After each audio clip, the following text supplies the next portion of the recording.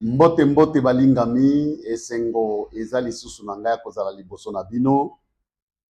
En tout cas, nzamba pambola yo molingami oyo pe ozali kokabola partager banani ba émission na biso.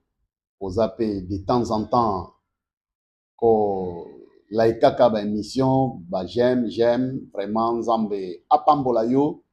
Merci pe na balingami oyo ba commentaire na bango pe ezali kozalaka na ba mituna nzambe vraiment apambola bino.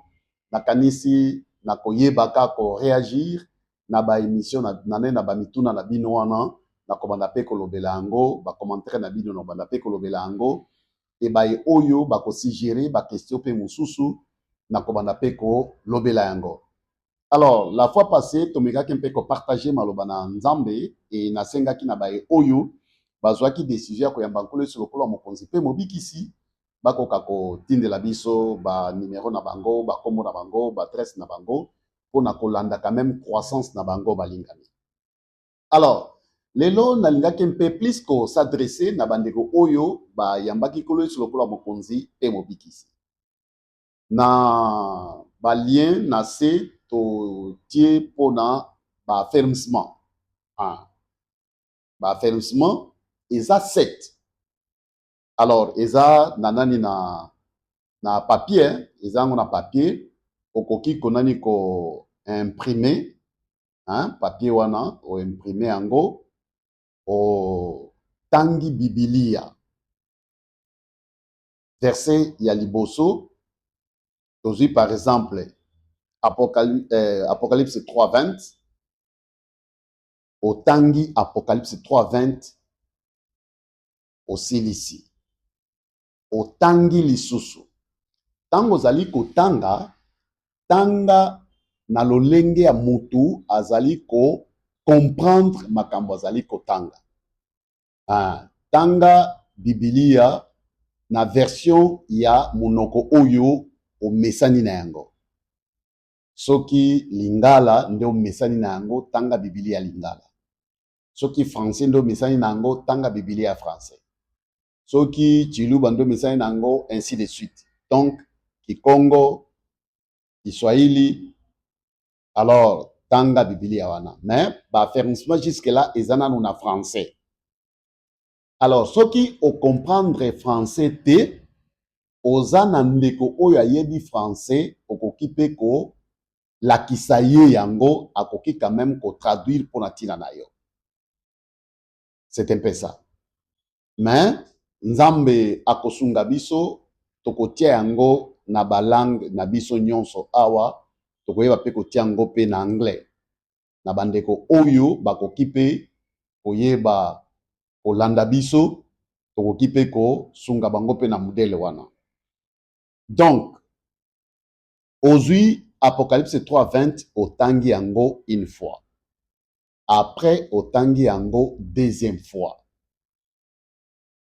Après otangi une partie à verset. Troisième fois otangi une partie à verset. Sima otangi question. Et puis okomi réponse na papier. O continuer o bandeli lisusu. Verset mobimba na partie oyo isiko tangelaki. Nazo exemple kaka wana nani ya Apocalypse 3:20. Voici, je me tiens à la porte et je frappe. Si quelqu'un entend ma voix et ouvre la porte, j'entrerai chez lui, je souperai avec lui et lui avec moi.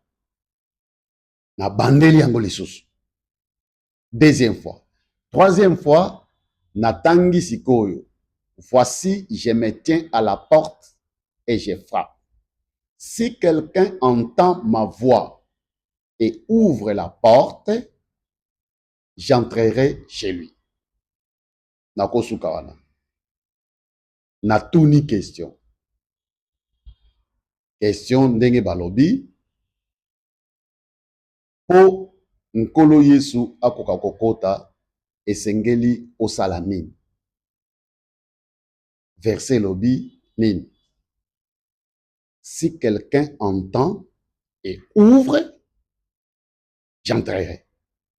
Donc, pour qu'il entre, il faut que j'ouvre. C'est ça la réponse. Totangi les sous. Voici, je me tiens à la porte et je frappe.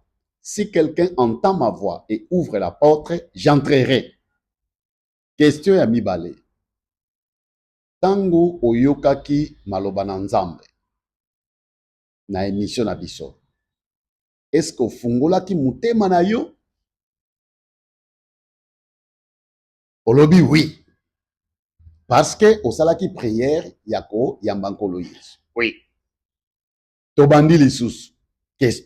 Question ya yamisa tobandi lisusu kotanga lisusu. Voici, je me tiens à la porte.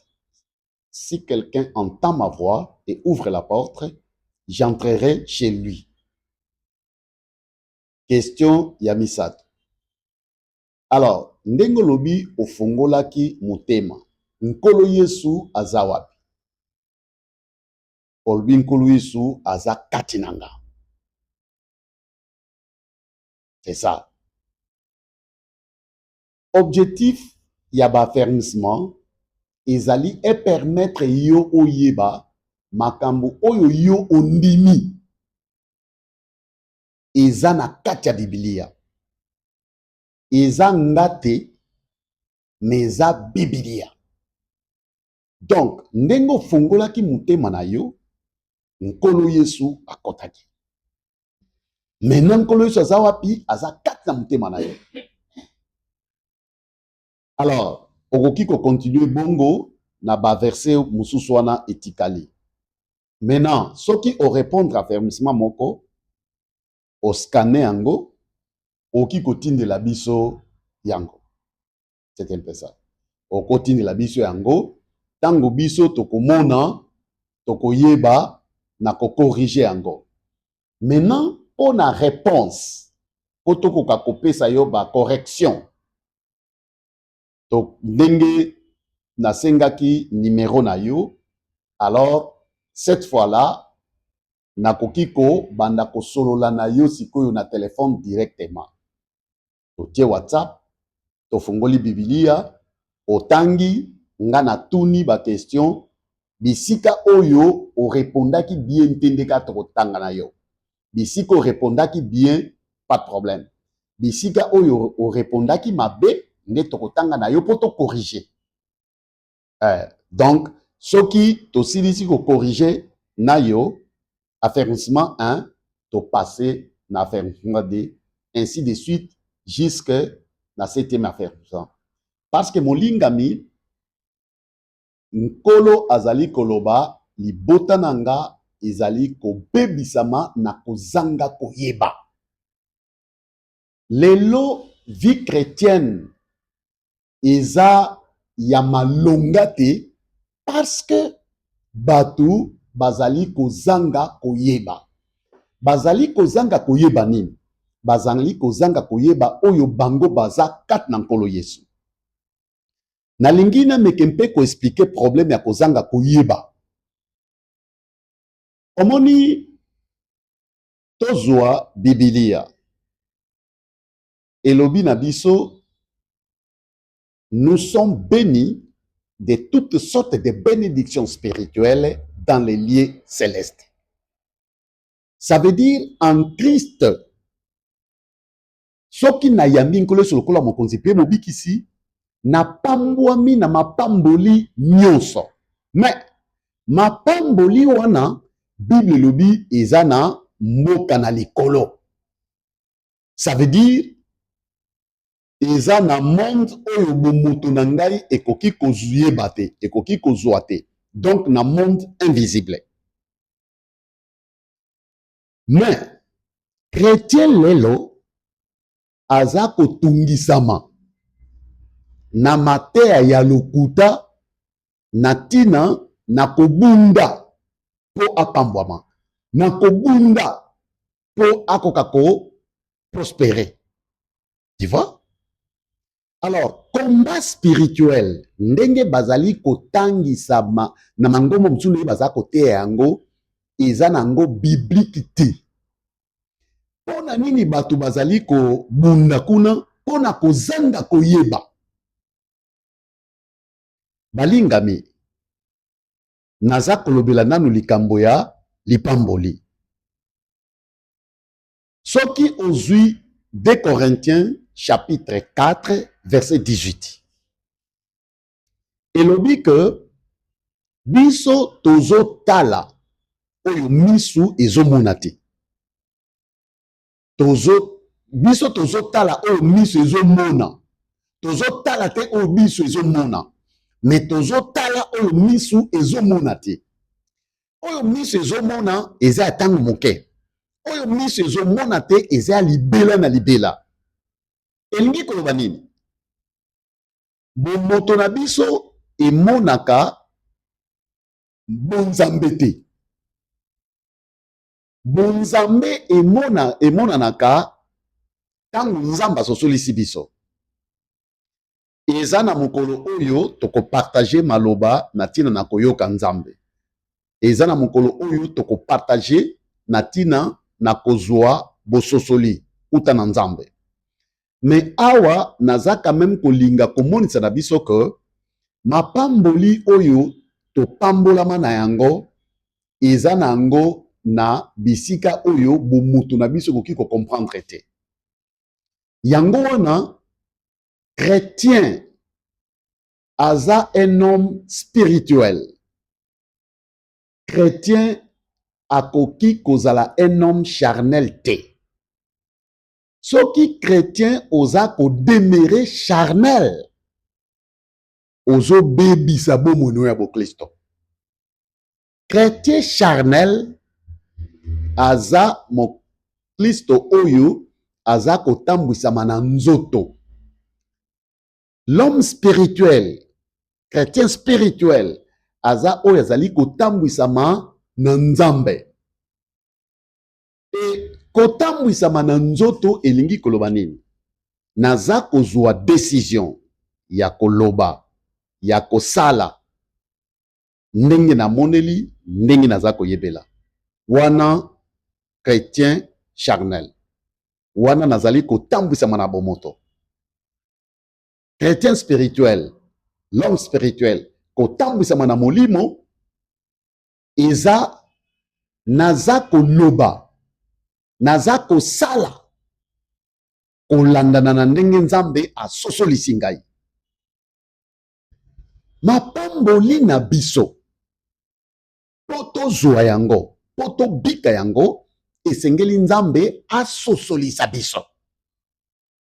Milelo, bakoyebisa yo ke ono mapamboli na yo eza bloqué, mapamboli na yo satana akangi yango, il faut o arracher mapamboli na yo. Non, non balingami.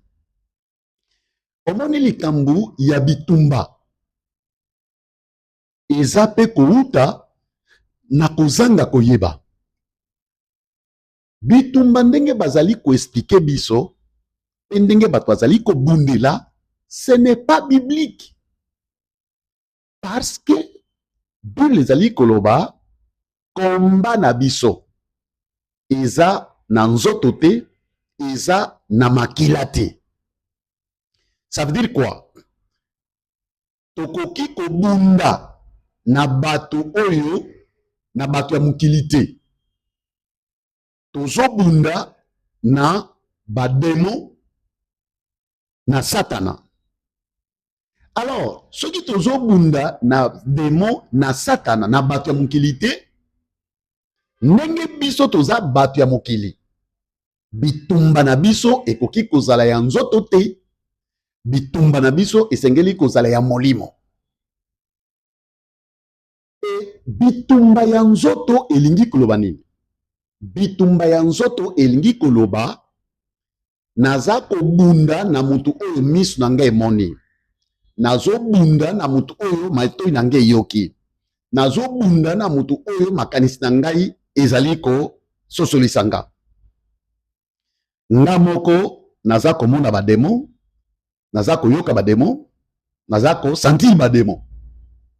Nga moko. Wana bitumba wana eza na nzoto. Me bitumba ya molimo, nzambe nde moto azali kososolisa nga bademo wana aza kososolisa ngai moto oyo nasengeli kobunda na ye.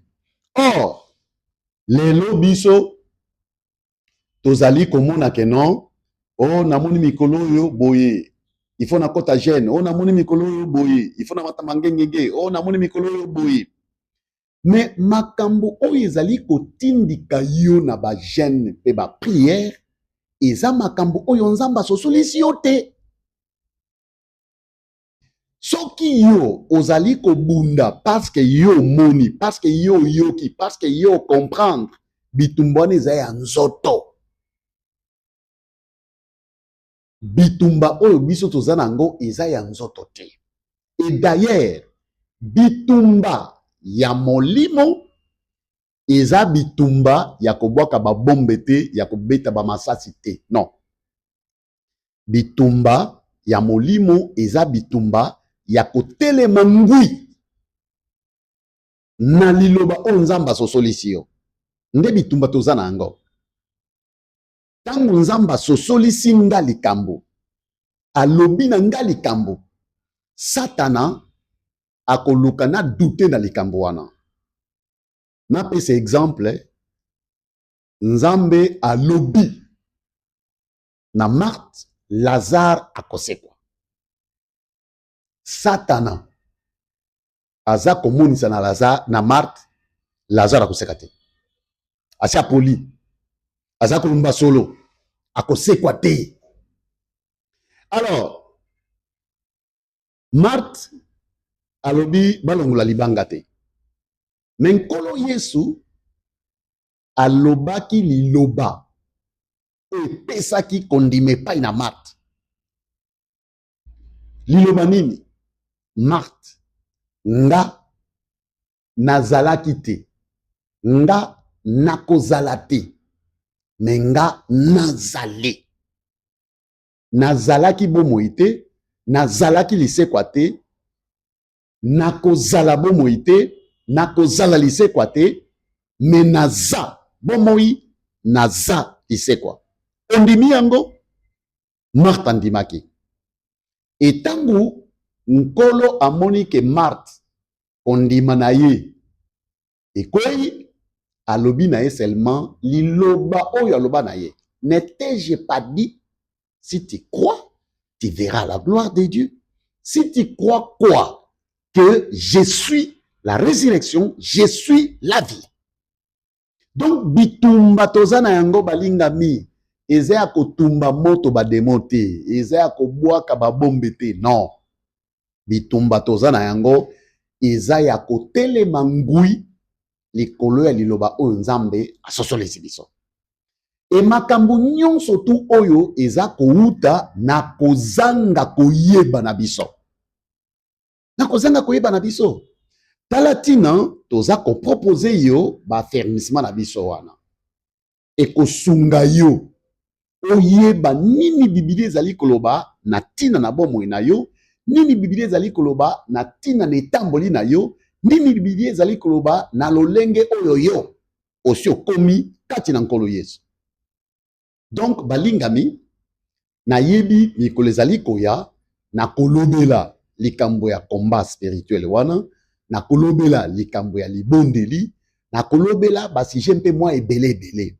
Mais lelo bomo ya bo Kristo lelo eza kitoko te parce que mingi na ba Kristo babongoma te. O baza to mbongo ba Kristo kwa. O batondisi l'église kwa. Babongoma te. Mais yo oyo zwi mokano ya kobongoma esengeli oluka kozwa malendisi oyo ba fermissement oyo po etonga quand même kondima na yo. Et nakanisi que à chaque fois okobanda pe kolanda ba émission na biso okobanda quand même kozwa pe boyebi ya makambo mpe mwa ebele. Donc balingami eza vraiment très très important ya biso koluka koyeba oyo Biblia ezali koloba na tina na biso. C'est pourquoi naza pe kosenga na yo molingami dès à présent ndenge ondimi nkolo sur lokola mokonzi pe mobikisi banda pe régulièrement kotanga Biblia na yo. Tu vois? Ndengo zana no débutant okoki kobanda na na Nouveau Testament d'abord. Obandi Matthieu, okotanga chapitre 1, mobimba.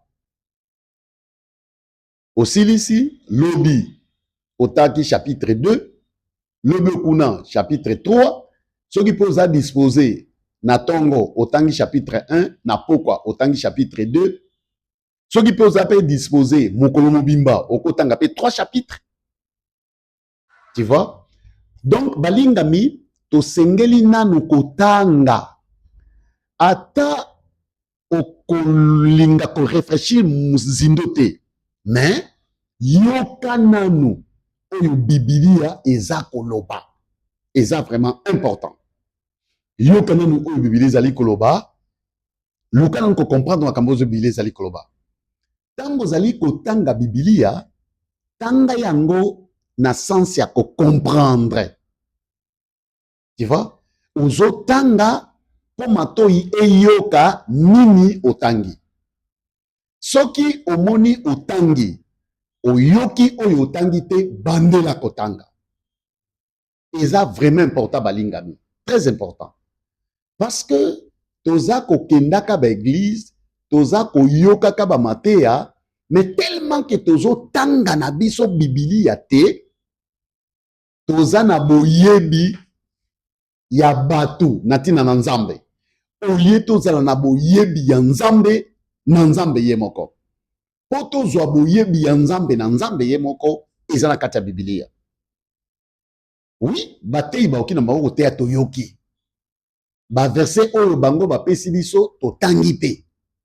Mais na ba moment mususu biso moko totangaka bibilia. Totaka yango na ko sauter te. Il faut totanga yango chapitre moko tosilisi livre mobimba. Tozu livre mibale chapitre moko ti tosilisi bible mobimba.